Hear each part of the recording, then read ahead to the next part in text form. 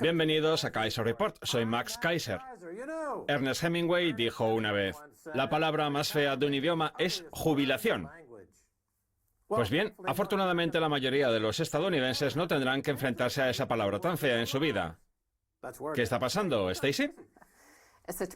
No solo es la palabra jubilación, sino en general el mundo de la jubilación. Como dices, mucha gente no tendrá que enfrentarse al término jubilación porque, como señala nuestro primer titular, las pensiones de 407.000 personas podrían verse reducidas prácticamente a la nada. La noticia está relacionada con la noticia sobre los transportistas de la que hablábamos el otro día y que contaba que el fondo de pensiones de los transportistas se fue prácticamente a la ruina con la crisis del 2008 por culpa de Goldman Sachs. En un último esfuerzo, el plan de pensiones de los estados centrales buscó la aprobación del gobierno para recortar parcialmente las pensiones de 115.000 jubilados y las futuras pensiones de 150.000 trabajadores actuales. Sin embargo, los recortes propuestos, que ascendían al 60% en algunos casos, no fueron suficientes. A principios de mes, el Departamento del Tesoro rechazó el plan al descubrir que no permitiría evitar la insolvencia.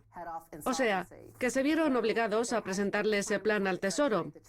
Un plan que consistía en recortar las ayudas en un 60% y el Tesoro dijo que con eso no bastaba, que tenían que recortarse más. Vaya. ¿Qué te parece si hablamos de matemáticas? De matemáticas elementales. Los fondos de pensiones invierten mayormente en bonos del Tesoro a 10 años. Pues bien, hace 10 años se podía conseguir un 5 o un 6% de rentabilidad por un bono a 10 años. Eso era lo único que hacía falta para mantener vivos los fondos de pensiones. Sin embargo, hace unos 8 años pasamos a un escenario de intereses cero, por lo que los nuevos bonos a 10 años ofrecían también una rentabilidad cero. Y ahora, 10 años después de que empezara todo, los fondos de pensiones están vacíos por culpa de los intereses cero que no han aportado dinero a esas cuentas. De ahí que muchas personas que dependían de sus pensiones estén viendo que no se pueden pagar. Ahora bien, en lo que tenemos que pensar realmente es en por qué se bajaron los intereses hasta el 0% y Long Term Capital Management es un ejemplo perfecto de ello. Los gestores de fondos de Connecticut estaban perdiendo dinero. Por eso, la Reserva Federal bajó los intereses primero hasta el 1% y posteriormente hasta el 0%. Para ayudar a unos pocos privilegiados del mundo de los fondos de cobertura y evitar que los bancos tengan que declararse en bancarrota aunque estén todos en quiebra técnica. Y eso mismo les está pasando ahora a las pensiones, que se van a la quiebra por culpa de los intereses cero. Es decir, que todos los trabajadores que dependían de las pensiones van a quedarse en la ruina, pero no por culpa de la desaceleración económica, sino de la complicidad entre los banqueros, los políticos, los banqueros centrales y los gobiernos de la Casa Blanca y de Downing Street a la hora de rescatar a sus amigos a costa de cientos de millones de pensionistas. Y la situación se ve agravada aún más por el hecho de que el plan de pensiones de los estados centrales aglutine las pensiones de distintas profesiones, aunque con un claro predominio de los transportistas, cuyos fondos antiguamente estaban gestionados por la mafia, que invertía la mayor parte del dinero en Las Vegas, hasta que el gobierno decidió quitárselo y dárselo a Wall Street, y más concretamente a Goldman Sachs, quien hizo que los fondos perdieran la mitad de su valor después de recibir autorización para invertirlos en el mercado bursátil y los perdieron cuando el mercado se desplomó. Pero ahí no queda la cosa. La desregularización de los años 80 del sector de los transportes también tiene que ver mucho en todo esto. Muchas de las empresas del fondo quebraron tras la desregularización del sector de los transportes de los años 80. Esa es una de las razones por las que el fondo está en peligro, dado que actualmente paga $3 por cada dólar que ingresa. El problema es que, como muchos sectores se encogen, incluido el de los transportes, eso hace que también disminuya la demanda de trabajadores, lo cual se traduce en un incremento de las jubilaciones que superan con creces al número de trabajadores nuevos que se incorporan al fondo y que sustituyen a los que se jubilan.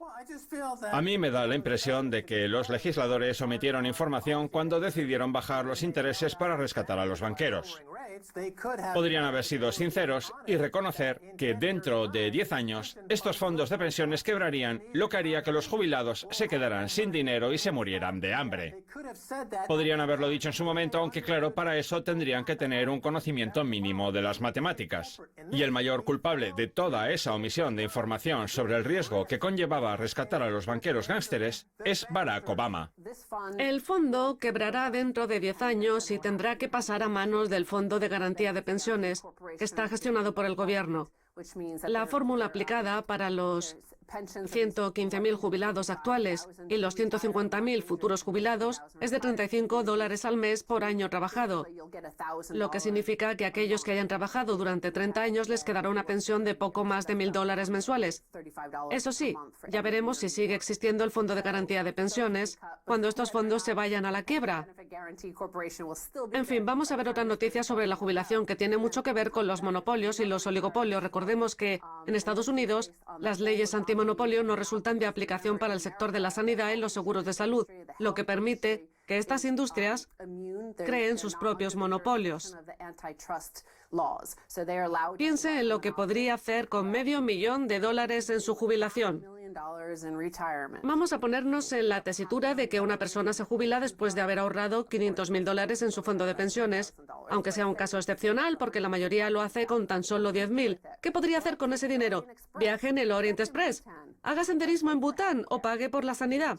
Según el informe sobre los costos sanitarios de la jubilación realizado por HealthView Services, el cálculo en primas vitalicias para las partes B y D de Medicare y los seguros complementarios proyectado para una pareja de 65 años que se jubile este año y que goce de buena salud es de $288,000. Y si le sumamos los gastos en efectivo, incluida la atención oftalmológica, dental y auditiva, la factura asciende a $377,412. Y eso que el cálculo está hecho según el valor actual del dinero, no según su valor futuro. El caso es que en los próximos 20 años el costo proyectado de la atención sanitaria para los jubilados está previsto que crezca un 5,1% anual, un incremento que se debe en gran medida al aumento de los costos de Medicare que se dedicarán a los jubilados. Podría decirse que nos encontramos en una situación de infladeflación. Por un lado tenemos deflación y por el otro inflación en los precios de los monopolios sanitarios. No es lo mismo que la estanflación, porque en una situación de estanflación, aunque la economía está estancada, los salarios suben. La infladeflación se caracteriza por ser una mezcla, por un lado, de deflación, provocada por los continuos rescates que se conceden a los bancos zombies, y por el hecho de que no se preste dinero para fomentar la competencia dentro de este sistema oligárquico en el que los oligarcas cada vez tienen más poder, y por el otro de inflación como consecuencia precisamente del aumento de los precios derivado de este incremento de los monopolios en el sector. Al final lo que queda de todo esto es que los precios en el mundo de la sanidad suben y en cambio las cuentas de pensiones acaban arrasadas. Se están pasando por alto las leyes matemáticas más elementales. Si Barack Obama encarga el diseño de sus políticas económicas a personajes como Larry Summers, conocidos por ser unos charlatanes y unos sinvergüenzas, eso solo puede desembocar en una economía putrefacta y vomitiva como la que tenemos ahora, que es precisamente la razón del auge del dogmatismo. Lo que estamos viendo es que el costo no va a dejar de subir nunca, y el primer titular ya nos contaba que cada vez hay menos trabajadores, que estos cada vez ganan menos y que encima tendrán que financiar las suculentas pensiones comparadas con las que les quedarán a ellos de los trabajadores más mayores, los de la generación del baby boom y dentro de esta generación los de más edad que se jubilaron ya hace tiempo. Por ejemplo, en el sector automovilístico los trabajadores jóvenes no podrán acceder a las pensiones ni a las ayudas sanitarias de las que los trabajadores más mayores sí que podrán disfrutar. Y no solo es que la cifra total de trabajadores sea cada vez menor, es que además los costos no dejan de subir, mientras que a los que se jubilaron cuando Medicare estaba financiado íntegramente les ha ido bastante bien. En fin, vamos a ver otro titular que, además de hablar de los oligopolios, demuestra que el dinero no se destina a alimentar una economía estadounidense que genere los empleos necesarios para resolver la situación y poder financiar las pensiones. Los gigantes estadounidenses del mundo de la empresa tienen más de $1 billón en su poder. Según cálculos de la agencia de calificación Moody's, a finales del año pasado, las 5 empresas que más capital acumulaban, Apple, Microsoft, Google, Cisco y Oracle, tenían en su poder un total de 504.000 millones de dólares. Las empresas del sector tecnológico aglutinan un 46% del total. El caso es que la mayor parte de los 1,8 billones de dólares están depositados, en teoría, en paraísos fiscales. Y digo en teoría porque siguen estando en cuentas estadounidenses. O sea que el dinero sigue estando en los bancos de Estados Unidos, pero no domiciliado en paraísos fiscales, por lo que no se utiliza para financiar la producción o la creación de empleo, lo que impide albergar cualquier tipo de esperanza sobre la economía estadounidense. Mira, si lo que acumularan fuera el maíz o las cosechas que se utilizan para dar de comer a la población, se diría que actúan en contra del interés general. Pero como lo que acumulan es dinero, pues... Moody's considera que parte de la culpa la tiene el gobierno, que es quien determina las políticas en materia fiscal y comercial, que tan desventajosas resultan para los trabajadores estadounidenses, obligándolos a contraer enormes cantidades de deuda. Vamos a ver qué es lo que hace el gobierno, según Moody's, para echar para atrás a las empresas a la hora de llevar ese dinero de vuelta a Estados Unidos. Esta cifra refleja las consecuencias fiscales negativas que se derivan de repatriar constantemente dinero a Estados Unidos y de utilizar el dinero interno para repartir dividendos, recomprar acciones y financiar la mayoría de las adquisiciones. Lo que se incentiva en Estados Unidos es la acumulación de deuda. Vamos a ver qué dice Bloomberg al respecto. El dinero que manejan las empresas estadounidenses no alcanzaría para saldar los 1,8 billones de dólares de deuda corporativa que vencen en los próximos 5 años. O sea que hay 1,7 billones de dinero en efectivo y 1,8 billones de deuda que vencen los próximos 5 años. Y esa deuda está domiciliada en Estados Unidos, donde el sistema incentiva precisamente la deuda. Por eso, todos y cada uno de los trabajadores tienen algún tipo de deuda a sus espaldas, ya sea la pensión, un préstamo estudiantil, una hipoteca. Y mientras el dinero está fuera de Estados Unidos, que debería dar con una forma de gestionar su imperio que incentivará la acumulación de capital dentro de su propio territorio. La infraestructura digital sobre la que operan estas empresas tecnológicas como Apple, Oracle, Microsoft, etcétera, la han financiado los contribuyentes estadounidenses. Pues bien, si esas empresas se empeñan en tener su dinero fuera de Estados Unidos, el gobierno, para defender los intereses de los ciudadanos a los que supuestamente representa, estaría en su perfecto derecho de cobrar a las compañías por el acceso a esas infraestructuras. Lo que no puede ser es que esas empresas trasladen su dinero y sus puestos de trabajo al extranjero. No hay nada en el comportamiento de Tim Cook por lo que pueda considerársele un ciudadano estadounidense. Pero eso no importa. Lo que importa es el votante, el pensionista, el ciudadano que no va a cobrar su pensión y que por culpa de la propaganda no es capaz de entender que con sus impuestos financia prácticamente todos los componentes del iPhone, a excepción del diseño. El desarrollo del iPhone está financiado por el dinero público que dedica el Departamento de Defensa a las universidades de Stanford y Berkeley, y también directamente a estas empresas, pero eso la gente no lo sabe. El director general de Apple, Tim Cook, roba a los ciudadanos estadounidenses de dos formas. Por un lado, le roba el diseño que ellos han financiado con sus impuestos y por el otro, le roba no pagando impuestos en Estados Unidos. Así pues, que no digan luego que no son enemigos del Estado. Pero el problema está precisamente ahí, en el Estado mismo, que, como decía Moody's, señala que su sistema fiscal incentiva este comportamiento. Pues que pongan en la presidencia a un hombre fuerte como Trump y los mande a todos a paseo. Está bien. Tenemos que pasar a la segunda parte. Hasta luego. No se pierdan la segunda parte, tenemos mucho más.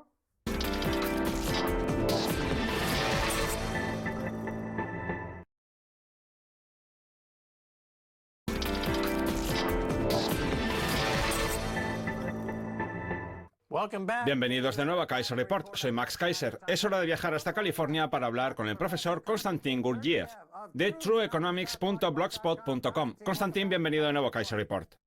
Un placer estar aquí, Max. En primer lugar, ¿qué hace en California en lugar de estar en la lluviosa Dublín? Estoy en California porque a fines del año pasado me ofrecieron un puesto de profesor en el Instituto de Estudios Internacionales Middlebury en la carrera de Administración y Dirección de Empresas. Es una experiencia fantástica, los profesores son estupendos, los estudiantes brillantes y la universidad tiene un enfoque plenamente internacional, con un énfasis especial en los aspectos medioambientales, sociales y de gobernanza de la administración de empresas, la economía y las finanzas. Aún vamos por la economía europea, incluidos la economía y los mercados de inversión rusos. Pero poco a poco, las lecciones pasarán a hablar de cuestiones, no tanto a nivel regional como a nivel mundial. Es muy interesante. El mes que viene voy a ver a mis alumnos del Trinity College en Dublín. Estupendo. Ya que hablamos de Irlanda, cuéntenos qué está pasando con el impuesto al agua que se está aplicando allí y las protestas que ha desencadenado. Es un tema muy interesante que seguro que aborda en sus clases. ¿Qué opinión le merece? Es un tema muy interesante. Hablo del tema en varias columnas que he escrito en Irlanda y en otros artículos internacionales.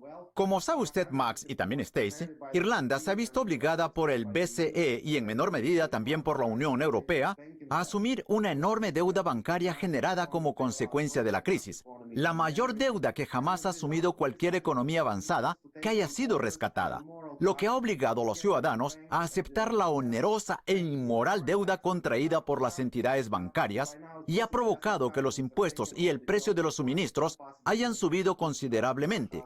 Ya son 3 los sucesivos gobiernos irlandeses que han intentado quitarles dinero a las familias y en menor medida también a las pequeñas empresas. A las grandes no les han tocado ni un pelo.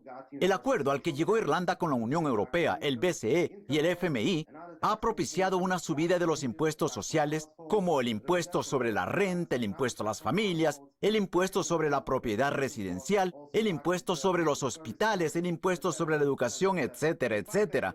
Lo que ha pasado es que las familias, los trabajadores y los desempleados han tenido que asumir el costo derivado de rescatar a las instituciones privadas y a las élites con contactos políticos, lo que ellos llaman finamente ajustes de la crisis, así como el generado por la ineptitud de los organismos reguladores. Pero el ejemplo más crudo de esa política de rescates ha sido el impuesto al agua.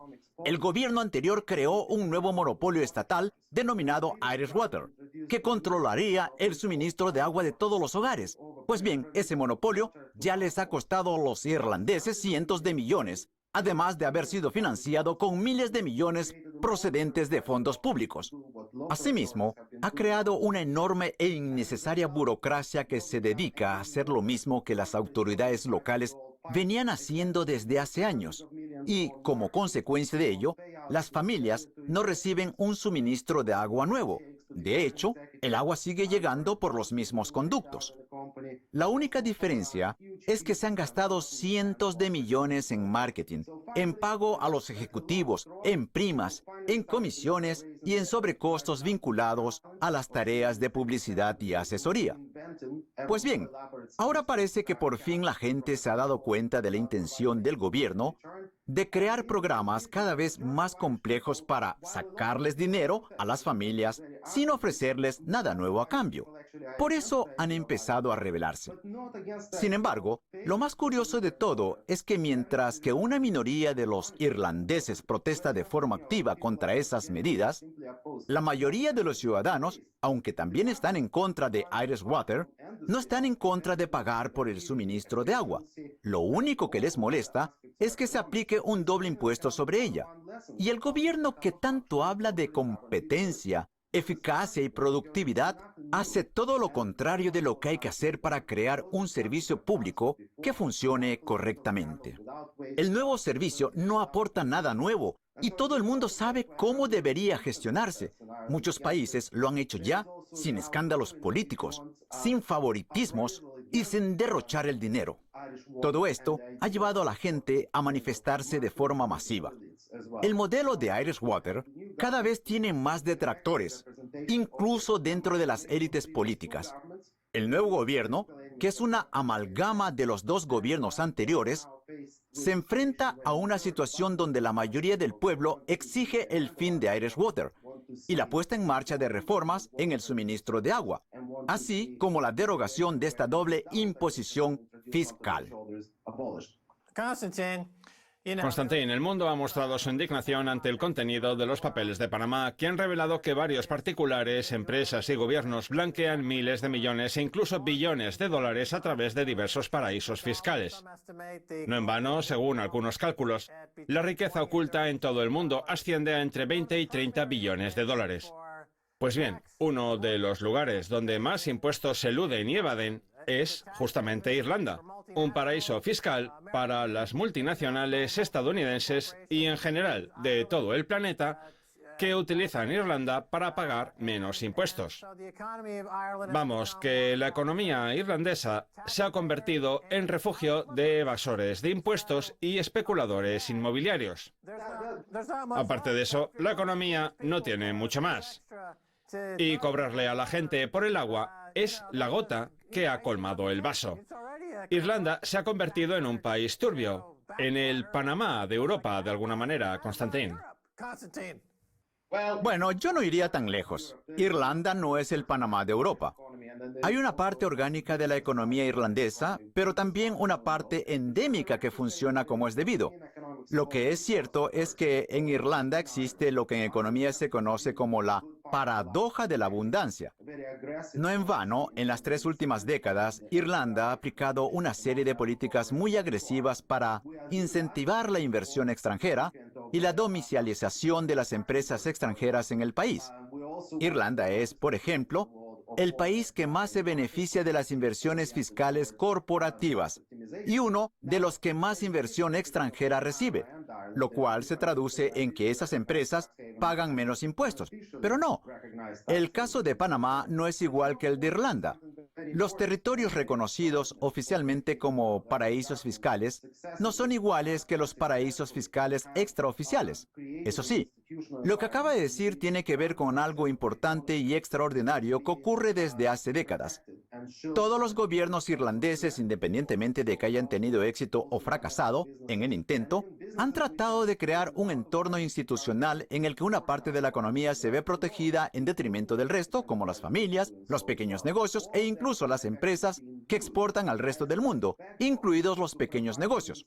Pues bien, todo eso se utiliza como base para crear el entorno institucional necesario para que las multinacionales puedan domiciliarse en Irlanda y disfrutar de importantes beneficios fiscales, lo cual proyecta una mala imagen del país ante el exterior y hace que los legisladores y ejecutivos del resto del mundo se muestren reacios a reunirse con los representantes irlandeses.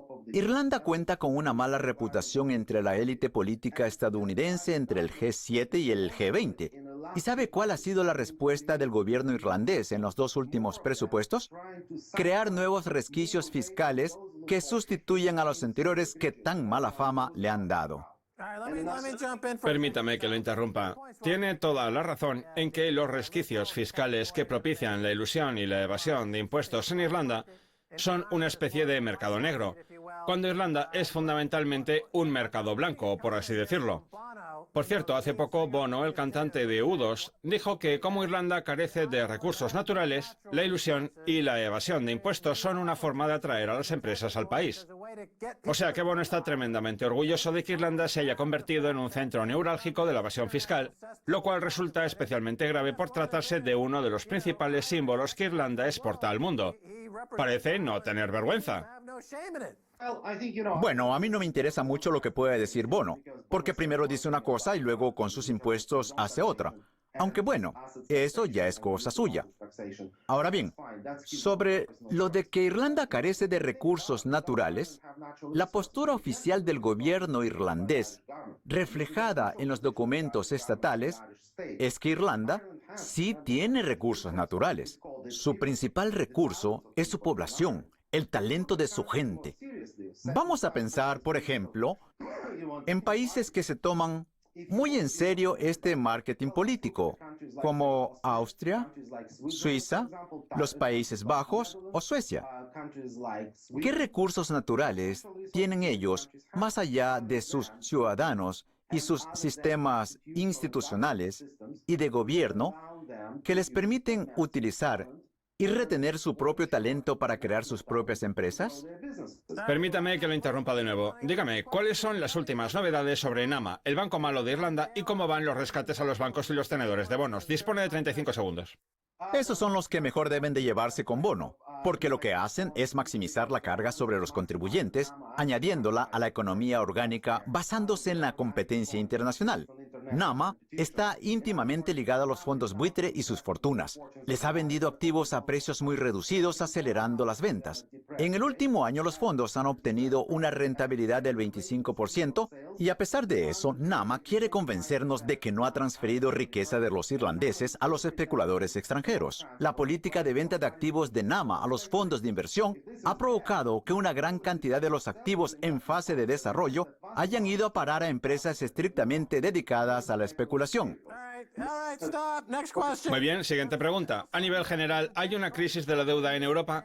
Según su blog, True Economics, la deuda de las familias europeas va a dispararse aún más de lo previsto. Para esta pregunta solo dispone de 30 segundos.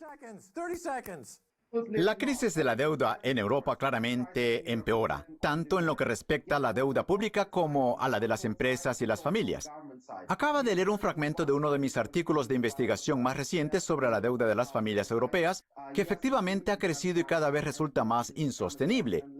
Y en cuanto a la deuda corporativa, las empresas europeas, al igual que las estadounidenses, manipulan continuamente las ganancias por acción que enmascaran la falta de inversión orgánica en la economía. El apalancamiento y el riesgo de apalancamiento crecen por todas partes. Los países cuyas familias presentan un exceso de endeudamiento más grave son España, Eslovenia, los Países Bajos, Luxemburgo y Portugal, seguidos de Bélgica, Francia, Grecia y por supuesto Irlanda. Según un estudio del Banco de Italia, 8 de los 13 países estudiados tienen graves problemas de sostenibilidad en lo que respecta a la deuda de las familias. Así están las cosas. Desde el punto de vista demográfico, los que peor lo están pasando son los menores de 50 años, y más concretamente los ciudadanos de edades comprendidas entre 31 y 40 años, que son los que mayor riesgo presentan en global de todos los países. En otras palabras, Max, las familias más productivas son las que más están sufriendo por culpa de la deuda. Estupendo. Seguro que se lo está pasando genial en California. Parece uno de esos irlandeses que abandonan el país en busca de un futuro mejor. Ya hablaremos de eso la próxima vez. Gracias por haber estado en Kaiser Report. Gracias, Max. Esto es todo por hoy en Kaiser Report. Somos Max Kaiser y Stacey Herbert. Quiero dar las gracias a nuestro invitado Konstantin Gurdjieff. Si quieren, envíenos un tweet a Kaiser Report. Hasta la próxima. Adiós.